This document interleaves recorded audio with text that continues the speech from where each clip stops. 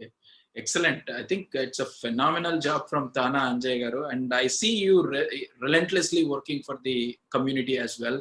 And personally, I have called you a couple of times when unfortunate accidents happen or some deaths happen, and I diverted the calls being into the media, and I see how your team helps, and definitely from the immigration in the COVID times, and especially on the parents for parents coming from India and with association of TAMA, you have been done a phenomenal job, and it is very important to bring all this call out to the NRI population in India, in US, to know about TANA, what they do, and I think you have briefly elaborated on all the activities, I believe, and more than all, there are certain cultural activities, and I know that TANA has a signature event, right? So why don't you brief about what is this signature event and how the culture is brought among the Telugu people in United States? Sure, Praveen. See, it's interrelated. Our cultural overall focus and TANA mission. If you see, they both are, even though they look as two different topics, but they're interrelated. Our TANA mission says that the primary focus. I'm just rephrasing it. The primary focus is to make sure that we take care of social, cultural, and charitable needs of Telugu people in general, and then especially focus in North America, and then to Telugu states.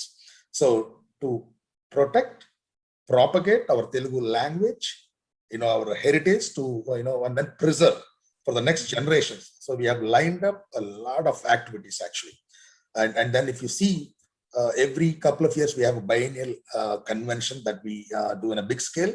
And then for that, we invite many achievers, okay, in that particular Telugu, especially language, literature field, who are stalwarts. We invite them, we felicitate them. We also make sure they're acknowledged and they're recognized, basically. The basic idea being to get to the world, say that, we do value, their achievements, basically, to encourage them. Okay, that's one thing. And also there are, staged plays that are outdated these days. If you see, in recent COVID times, we did support the Surabhi. If you see their organization, when they're really, in dire state regarding the COVID, where they couldn't get their livelihood going, right? So we did help them, conducted many shows. So the ancient, whatever you call the Telugu heritage, has been TANA tried their best to restore that, to once again bring all the artists to light. Actually, that's one thing which we do continuously, and recognize them not only in the biennial convention, but also in the Chaitanya Sravanti events that we do every 2 years in India before the convention. Okay, that's having said that, but there are many items. We also have Telugu without boundaries. That is another spectacular event, or what do you say, that TANA does. So where we take care and promote the Telugu speaking, especially other than Andhra Pradesh. Also there are people, schools in Tamil Nadu and all, so we help them. That was a continuous process. We also have Telugu dictionary that we installed, and we just brought it to light. And also we have patent rights for that as well. And also there are multiple programs that has been initiated for the past couple of years. Every month we now have a program called TANA Prapancha Sahitya Vedika, that's conducted on last Sunday of every month. And Prasad Thotakura Garu, oversees that. He chairs that, of course, with the encouragement of our President Jayita Alluri and entire leadership. Okay, that is being run every month. It's ongoing. So Prasad Garu brings all the Telugu stalwarts, who are really achievers in all diversities of that particular language and heritage, and that received enormous attention and recognition. And also, in addition, I can't leave without mentioning, we conducted Telugu Prapancha Samskritika Mahotsav. That's what you call the title. And over 40 countries and 100 organizations, we could connect them across the globe. And we have used the COVID crisis as an opportunity. And there are multiple programs, and that particular program was phenomenal success, where we had thousands of Telugu people across the globe participating in all the competitions. And also, once again, enlightening and then recognizing our Telugu culture and heritage. So that being said, there are many programs that are in line with TANA mission that we are doing, and then I would like to carry them forward. So I think I covered in brief cultural as well as mission. I You think know, I know that this session won't be sufficient to call out all the programs, and especially during this COVID time, I think it's a great effort from you all. Keep some live concerts and keep the artists alive. I hear most of the cine industry is really struggling, especially from the lower cadre, and I think these kind of help from the organization definitely helps. And especially like painting and all those kinds of stuff, I do get some of the calls, and you guys are doing a wonderful job in that. And I think from all of us, again, congratulations and thanks for all the relentless efforts from you. And Anjaiah garu, I wanted to ask you one question, and especially on the culture, right? So doing all the festivals, doing all these cultural activities, do you see some progress in the young generation who are raised and born and brought up in US? Do they grasp those, or what is your observation? no, definitely I see a progress. To answer your question, short answer is yes. And let me tell you a couple of scenarios where I could, justify my yes. Okay, they justify my answer. See, we have Sankranti, Ugadi, and Deepavali, those festivals. So TANA itself conducts individual events across the US to promote those events in different cities. So if you see, we strictly concentrate on the younger generation here actually, rather than, yes, we might get some celebrities from India, but that's on the minor side. But the program consists of all those next generation kids, and you see all that Telugu, whether it be dramas or songs or folklore, for example. So all these, the children are the main, participants for that. Definitely, without their knowledge, this thing has been induced to them, basically the Telugu culture and next generation. That's one thing I could, proudly say. And also, we did conduct another major event called Balotsav. I forgot to mention the, previous answer. So there are around thousands of, kids that participated in Balotsav. Especially, the topics have been mostly based on carrying our heritage to next generation. So those kids, whether it be, as I said, regular singing or classical singing, so it has multiple categories where it touches everything, whether it's painting, art, poems, rhymes, songs, dance. So it's like encouraging each and every, form of art, I would say. And that Balotsav has been a tremendous success for TANA. And also, I cannot, conclude my answer without mentioning summer camps that we did for kids. So that has been one more feather in TANA's cap, I would say. But even this summer, we plan to start. You can't believe, probably in a matter of a day, around 4,000 to 5,000 kids registered in that summer camps, especially in the last summer.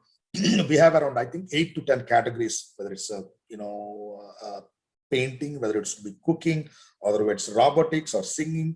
So I would say the leading people, the very recognized people, very renowned people are the guests or hosting those individual events actually.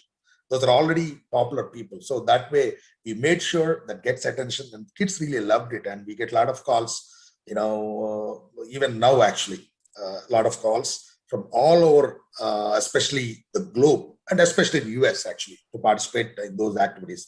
So having said that, with the combination of these, we have a lot of other programs, but definitely I see the progress. And as I said, our emphasis will be more, okay, in going forward. And also SAT and ACT. Another mission, probably the statement which covers is to include and encourage the next generation youth. That's in the TANA mission statement as well. So for that, we did develop a curriculum where, for example, I think medical students from Gainesville, I think Philadelphia region has done that, teaching of SAT and ACT courses for the upcoming kids actually. So if you see the teaching, whoever is teaching is next generation kids, who are getting or who are being taught are next generation kids. So it's like we are trying to include them as much as possible. Recently, we also have a position called TANA Sports Chair was there exclusively to encourage and include next generation kid. And even for youth activities, we plan to have a youth cultural fest. So there are many multiple activities that we have planned there down the lane to encourage next generation.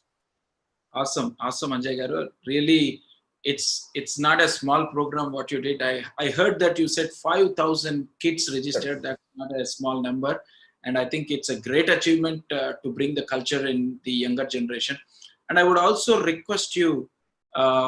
Recently, the schools in India, one of the school in India requested me, hey, can you get a chief guest for mine to encourage people? For example, let's say traffic police, right?